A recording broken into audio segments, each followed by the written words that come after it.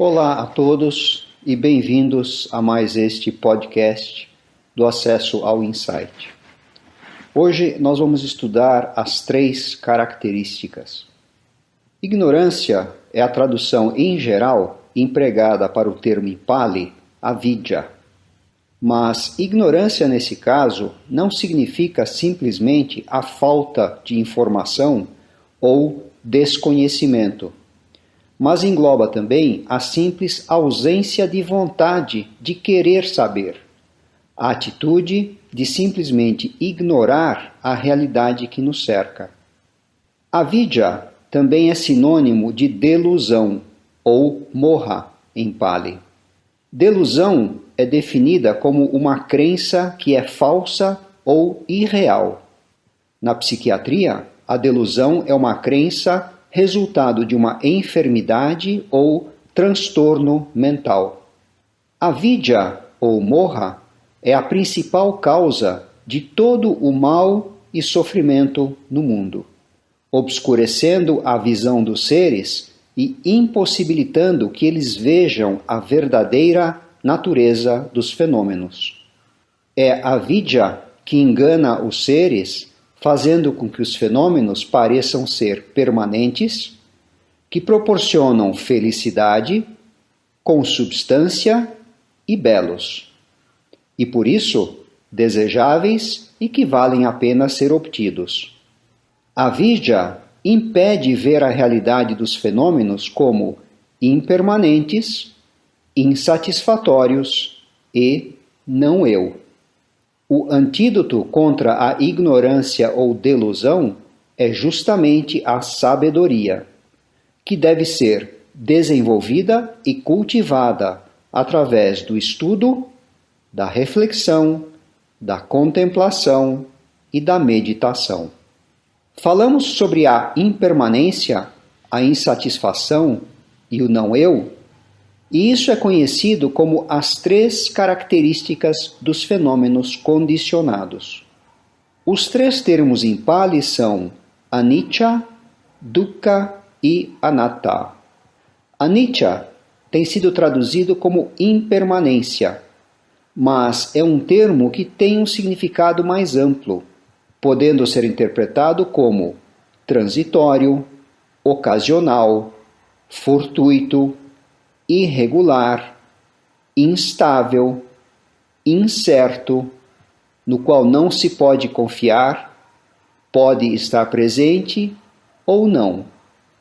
Dukkha, em geral, é traduzido como sofrimento ou insatisfação, mas também pode ser interpretado como estresse, constrangedor, desconfortável, desagradável, difícil.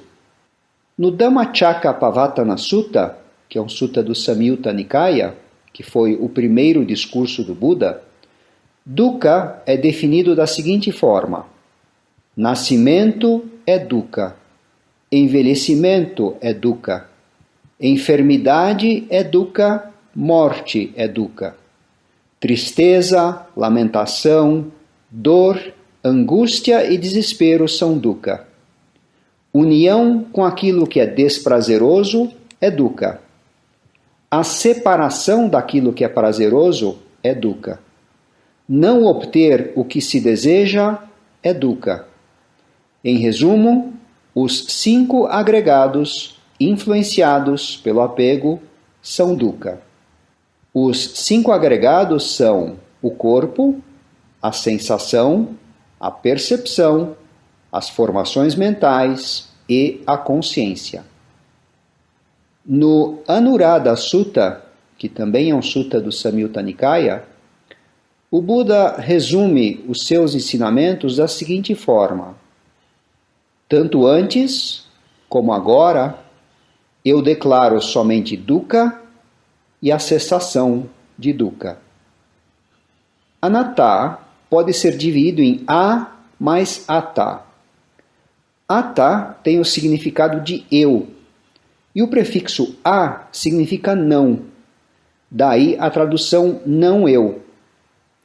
Significa que os fenômenos mentais e materiais são desprovidos de qualquer substância ou essência inerente, pois são impermanentes, sendo que o seu surgimento e desaparecimento depende de condições. A partir de agora, nesse podcast, eu vou dar preferência aos termos anicca, dukkha e anatta em Pali, de modo a não usar uma tradução específica, mas deixar mais claro a abrangência mais ampla desses termos. Regressando ao ponto sobre a visão distorcida da realidade, eu vou agora ler o Vipallasa Sutta, que é um sutta do Anguttara Nikaya. Bhikkhus, há essas 4 distorções da percepção: distorções da mente, distorções do entendimento. Quais 4? Permanente com relação ao que é anicca.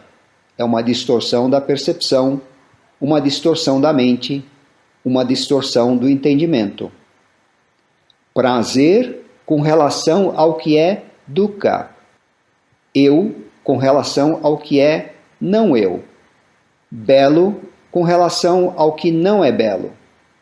É uma distorção da percepção, uma distorção da mente, uma distorção do entendimento. Essas são as 4 distorções da percepção, distorções da mente, distorções do entendimento. As distorções são fundamentais na noção de ignorância ou delusão no budismo. Não é que sejamos defeituosos por natureza, mas apenas que cometemos sérios erros em muitos níveis ao tentar entender o mundo à nossa volta. Na medida em que reconhecemos, através da prática da meditação, o modo como interpretamos mal as nossas experiências, podemos estar em melhor posição para corrigir esses erros e obter maior claridade. As distorções operam em 3 níveis: percepção, pensamento e entendimento. Primeiro, as distorções da percepção, em Pali Sanya Vipallasa, fazem com que interpretemos mal a informação recebida através das portas dos sentidos. Em primeiro lugar, o aspecto de continuidade é o que oculta a impermanência. Todas as coisas que experimentamos continuamente surgem e desaparecem. Mas esse surgimento e cessação ocorrem de um modo contínuo e veloz. Essa rápida sucessão engana as pessoas a verem as coisas como se fossem estáveis e imutáveis. Por exemplo, a nossa imagem ou de um amigo aparenta ser a mesma depois de passados alguns instantes. Mas, na medida em que mais tempo passa, a pessoa se dá conta que ocorreu uma mudança. No entanto, na verdade, a mudança ocorre incessantemente, sem qualquer intervalo visível. Um exemplo dessa distorção é quando alguém percebe um hélice girando em alta velocidade, que parece ser um disco imóvel. Quando a velocidade de rotação diminui, é possível ver o hélice com as suas várias lâminas girando. De modo semelhante, quando alguém rapidamente faz um movimento circular com uma tocha com fogo, a impressão é de um círculo iluminado. Quando alguém emprega os meios apropriados, prestando cuidadosa atenção ao surgimento e cessação das coisas, então a impermanência fica clara. A segunda distorção diz respeito ao movimento. O movimento oculta dukkha. Na vida diária, permanecer durante muito tempo numa única posição dói, e a pessoa se apressa em mudar de posição. Normalmente, as pessoas se mexem constantemente para evitar a sensação de desconforto. Esquivando-se do desconforto, dukkha, a verdade inerente a todas as condições, é, como consequência, ignorada. Com relação ao desconforto mental, como o tédio, tristeza, angústia, podemos também dizer que algumas formas de minimizar esse desconforto, como por exemplo o consumismo, também pode ser visto como um tipo de movimento, nesse caso, um movimento da mente. O terceiro tipo de distorção é a solidez. A solidez oculta anatta, ou não eu. Ao não dividir um objeto nos seus vários componentes, a característica de anatta é obscurecida pela solidez. Algo existindo como um bloco, uma massa, uma unidade amalgamada. Todas as coisas condicionadas são criadas pela união de elementos componentes. Uma vez que os elementos tenham sido separados, aquela unidade integrada, que recebe um nome específico, não mais existe. Imaginemos um carro. As pessoas têm na mente a imagem do carro. Mas, se o carro for desmontado em várias partes, não há nada em cada uma dessas partes que possa ser chamado de carro. Não existe nenhuma essência carro nessas partes. Na verdade, o carro não existe, mas apenas a junção de certas partes de uma determinada forma, à qual damos o nome de carro. Se as partes forem separadas, o carro deixa de existir. As distorções da percepção podem ser corrigidas através do treinamento budista. No Potthapada Sutta, que é um sutta do Digha Nikaya, o Buda diz o seguinte: as percepções de uma pessoa surgem e cessam devido a causas e condições. Algumas percepções surgem através do treinamento e algumas cessam através do treinamento.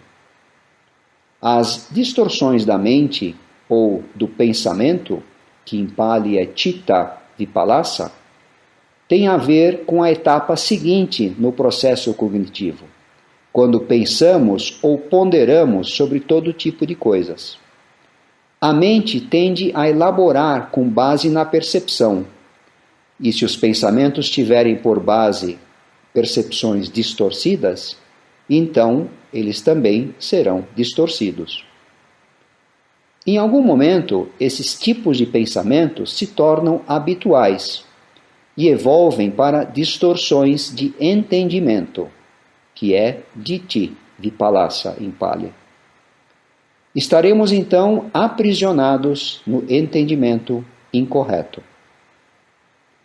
Além disso, esses três níveis de distorções, ou seja, da percepção, dos pensamentos e do entendimento, são cíclicos. As nossas percepções se formam no contexto do nosso entendimento, que é reforçado pelos nossos pensamentos. E os três atuam em conjunto para criar os sistemas cognitivos que compõem a nossa distinta personalidade. Nos suttas em geral, os ensinamentos sobre as três características aparecem em conjunto com os agregados, que é Khandha em Pali. Em particular, no Samyutta Nikaya, há todo um capítulo dedicado aos agregados. Os 5 agregados foram o principal esquema de categorias empregado pelo Buda para analisar os seres sencientes. O exame dos 5 agregados desempenha um papel crítico nos ensinamentos do Buda por várias razões. Os 5 agregados são o domínio objetivo do apego e, dessa forma, contribuem como condição para o surgimento de dukkha, e a remoção do apego é obtida através da sabedoria. E o tipo de sabedoria necessária é o entendimento das 3 características, que é exatamente um insight relacionado à real natureza dos agregados. Esse insight ocorre através do entendimento e da vivência de anicca, dukkha e anatta através da meditação, particularmente a meditação da atenção plena. Vamos agora estudar alguns suttas que falam da ignorância e da sabedoria sob a perspectiva das três características. O primeiro é o Upadaparitasana Sutta, que é um sutta do Samyutta Nikaya. Por que, amigos, existe agitação devido ao apego? Neste caso, uma pessoa comum, sem instrução, que não respeita os nobres, que não é proficiente nem treinada no Dhamma deles, que não respeita os homens verdadeiros, que não é proficiente nem treinada no Dhamma deles, considera a forma material como sendo o eu, ou o eu possuído de forma material, ou a forma material como estando no eu, ou o eu como estando na forma material. Essa forma material muda e se altera. Com a forma material mudando e se alterando, a sua consciência se preocupa com essa mudança. Estados mentais agitados, nascidos da preocupação com a mudança da forma material, surgem ao mesmo tempo e permanecem obcecando a mente. Como a mente dele está obcecada, ele fica ansioso, angustiado e preocupado, e devido ao apego, ele se torna agitado. O sutta segue fazendo o mesmo tipo de análise com relação aos demais agregados, ou seja, com a sensação, percepção, formações mentais e a consciência. Um outro sutta, o Upadhyamana Sutta, que é um sutta do Samyutta Nikaya, diz o seguinte: com apego à forma, alguém está atado por Mara. Sem apego à forma, ele estará libertado do senhor do mal. Com apego à sensação, à percepção, às formações mentais, à consciência, alguém está atado por Mara. Sem apego à consciência, ele estará libertado do senhor do mal. No Seka Sutta, que é um sutta do Itivuttaka, o Buda diz o seguinte: isso foi dito pelo abençoado, dito pelo Arahant. Assim ouvi. Com relação a fatores internos, eu não vejo nenhum outro único fator, como a atenção com sabedoria, que faça tanto por um bico em treinamento, que ainda não atingiu o objetivo, mas que permanece decidido a alcançar a insuperável libertação do apego. Um bico que dá atenção com sabedoria abandona o que não é hábil e desenvolve o que é hábil. Um outro exemplo da aplicação da atenção com sabedoria é dado no Silavant Sutta, que é um sutta do Samyutta Nikaya. Certa ocasião, o venerável Sariputta e o venerável Mahakotita estavam em Benares, no Parque do Gamo, em Isipatana. Sariputta, meu amigo, quais coisas um bico virtuoso deveria observar com atenção com sabedoria? Um bico virtuoso, meu amigo Kotita, deveria observar com atenção com sabedoria os 5 agregados influenciados pelo apego, como anicca, dukkha, uma enfermidade, um câncer, uma flecha, dolorosos, uma aflição, estranhos, uma dissolução, um vazio, anatta, não eu. Quais 5? A forma, a sensação, a percepção, as formações mentais, a consciência.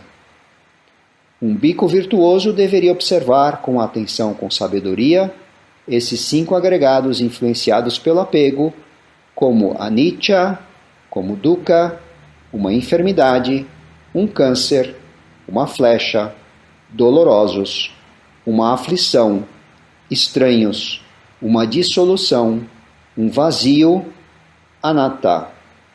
Pois é possível que um bico virtuoso que observe dessa forma, com atenção, com sabedoria, esses 5 agregados, possa alcançar o fruto de entrar na correnteza. O Indriya Vibhanga Sutta, do Samyutta Nikaya, descreve o que é a faculdade da sabedoria. E o que, bhikkhus, é a faculdade da sabedoria?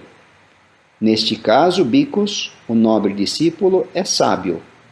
Ele possui a completa compreensão da origem e da cessação dos fenômenos, ou seja, de anicca, que é nobre e penetrante, que conduz ao fim de dukkha.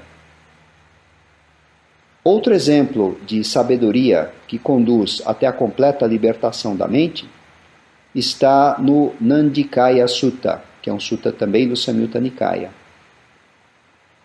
Bhikkhus, um bhikkhu vê como anicca a forma, sensação, percepção, formações mentais, consciência, que na verdade é anicca. Esse é o seu entendimento correto. Vendo corretamente, ele experimenta o desencantamento. Com a destruição do prazer, ocorre a destruição da cobiça. Com a destruição da cobiça, ocorre a destruição do prazer. Com a destruição do prazer e cobiça, a mente é libertada, e disse que ela está bem libertada.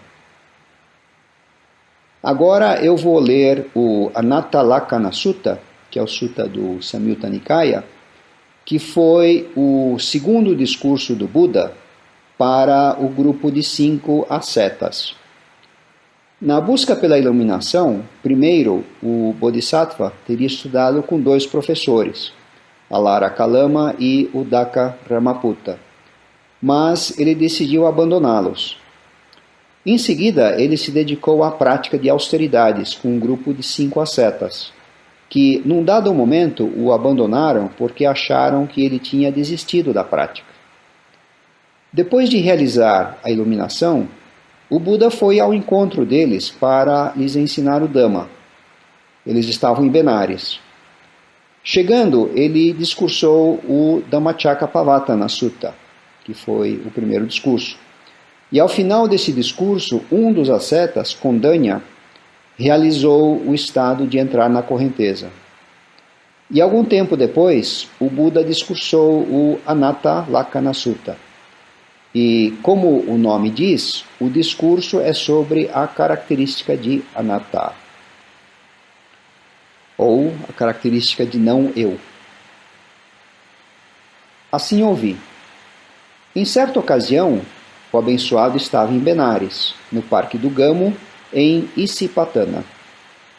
Lá, ele se dirigiu ao grupo de 5 bhikkhus desta forma.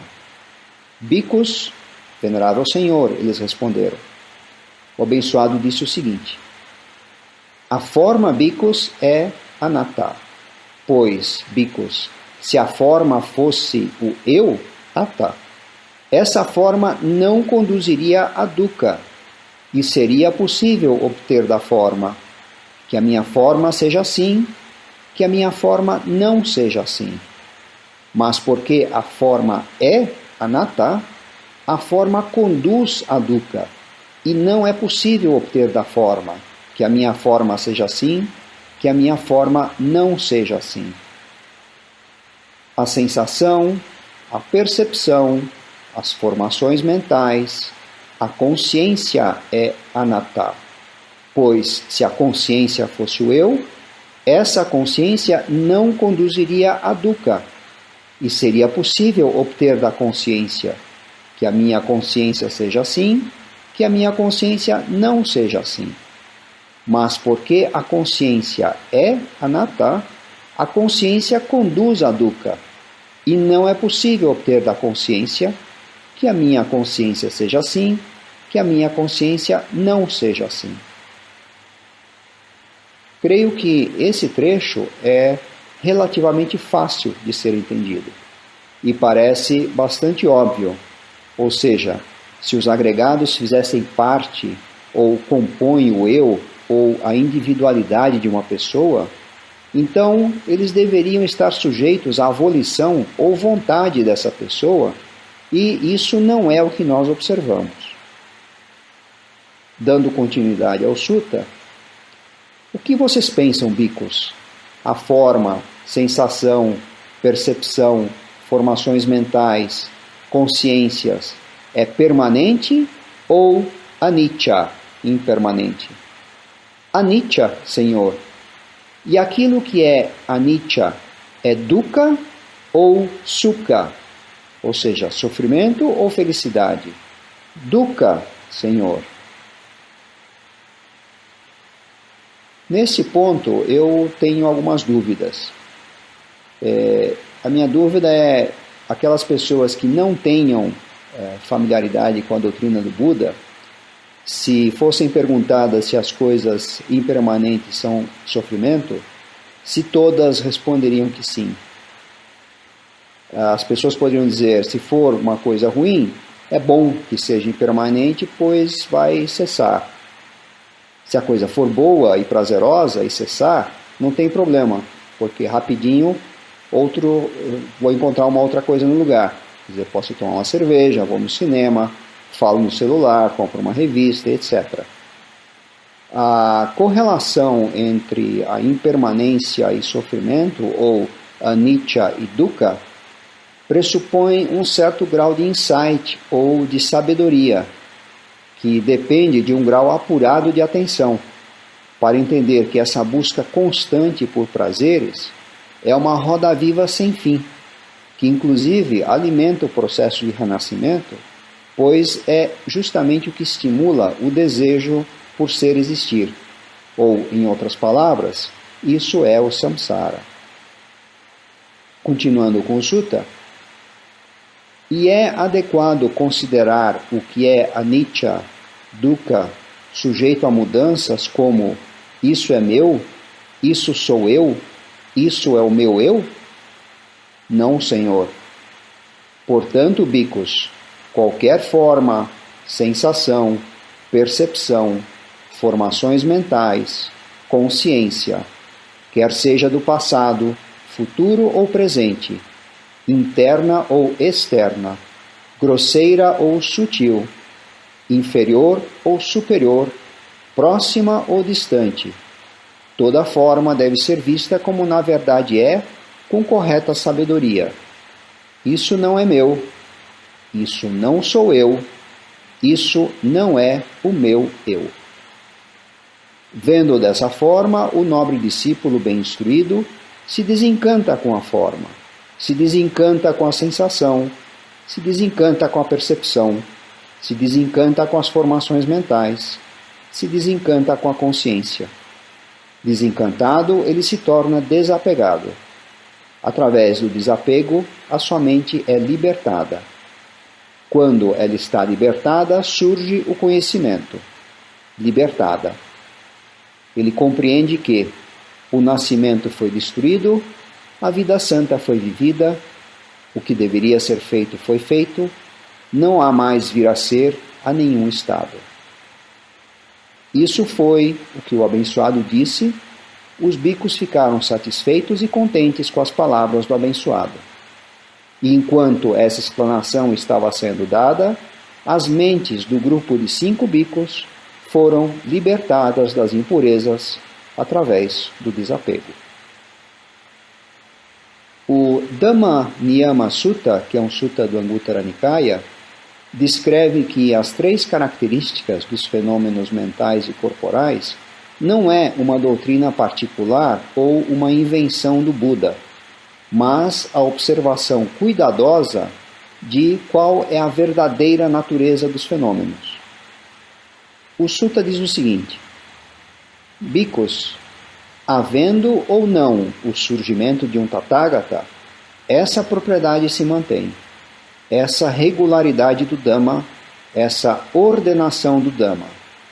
Todas as formações são anicca. O Tathagata desperta de forma direta para isso, penetra isso. Despertando de forma direta e penetrando isso, ele o explica, ensina, proclama, estabelece, revela, analisa, elucida. Todas as formações são anicca. Havendo ou não o surgimento de um Tathagata, essa propriedade se mantém. Essa regularidade do Dhamma, essa ordenação do Dhamma. Todas as formações são dukkha. O Tathagata desperta de forma direta para isso, penetra isso. Despertando de forma direta e penetrando isso, ele o explica, ensina, proclama, estabelece, revela, analisa, elucida. Todas as formações são dukkha. Havendo ou não o surgimento de um Tathagata, essa propriedade se mantém.